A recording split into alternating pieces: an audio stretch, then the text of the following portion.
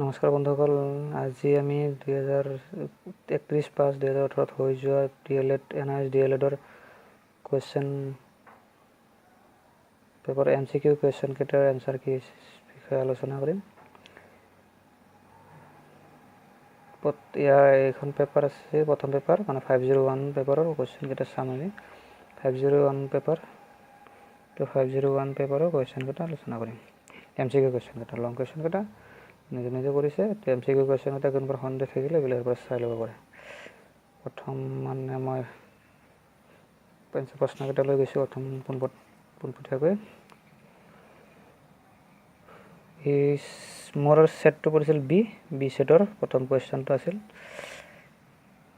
সংখ্যালঘু সম্প্ৰদায়ৰ ছাত্ৰ ছাত্ৰীসকলে বিদ্যালয়ৰ পৰিৱেশৰ পৰা বহিৰ্ভূত অনুভৱ কৰে, কাৰণ এই এনচাৰটো হবে বি, ছাত্ৰ ছাত্ৰীসকলে বিষয়বস্তুৰ অপ্ৰাসংগিক বুলি ভাবে।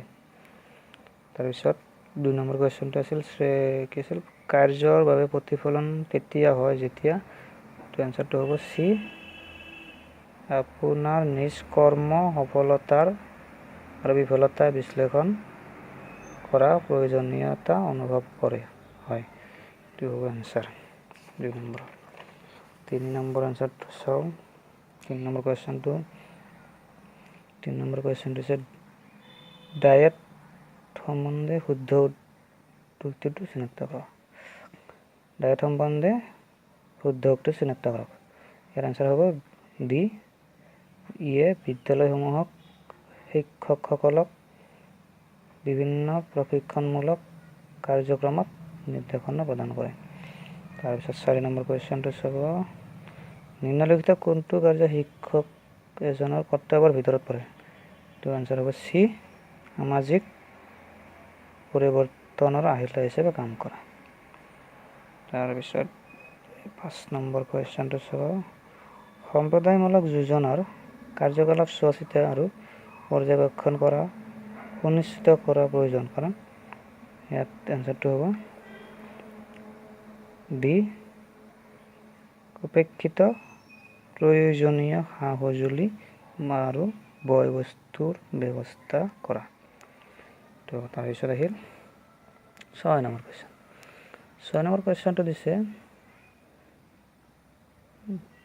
6 নম্বৰ কুৱেশ্যনটো দিছে জমট্ৰিয়ন সন্মিলনৰ প্ৰভাৱ অনুসৰি দেশৰ সফলতা চিনাক্ত কৰক। এইটোৰ শুদ্ধ উত্তৰটো হ'ব বি, শিক্ষা সেৱাৰ বিকেন্দ্ৰীকৰণ। 7 নম্বৰ কুৱেশ্যনটো আছিল ছেট বি, সকলোৰে বাবে শিক্ষা বিস্তাৰিত দূৰদৃষ্টিৰ ধাৰণাত তলৰ কোনটো স্থান নাই? সকলোৰে শিক্ষা বিস্তাৰিত দূৰদৃষ্টিৰ ধাৰণাত তলৰ কোনটো স্থান নাই? ইয়াৰ আনচাৰটো হ'ব ডি, বুনিয়াদী শিক্ষাৰ পৰিসৰ ব্যাপক কৰা। তাৰপিছত আছিল 8 নম্বৰ কুৱেশ্যন, বিশ্ব বেংকে সকলোৰে বাবে শিক্ষাৰ দ্ৰুত প্ৰগতিৰ বাবে সমৰ্থন কৰে। বিশ্ব বেংকে সকলোৰে বাবে শিক্ষাৰ দ্ৰুত প্ৰগতিৰ বাবে সমৰ্থন কৰে।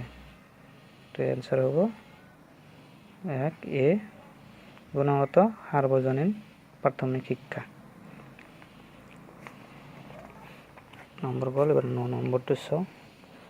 9 নম্বৰটো দিছে কি, ল'ৰা আৰু ছোৱালীৰ শিক্ষাৰ মাজত সমতা স্থাপনৰ বাবে কোনখন আয়োগে বা কমিটিয়ে দৃঢ়ভাৱে পৰামৰ্শ দিছিল?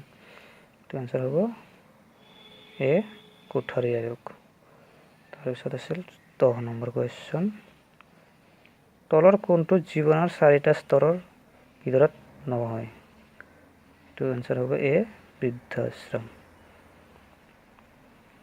ধন্যবাদ বন্ধুসকল, আপোনালোকে যদি কিবা ভুল ভ্ৰান্তি হ'লে শুধৰাই দিবলৈ চেষ্টা কৰিব।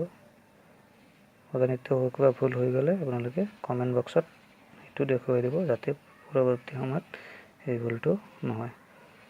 এই ভিডিঅ'টোত যদি আপোনালোকে ভাল পাইছে লাইক কৰিব আৰু ছাবস্ক্ৰাইব কৰিব।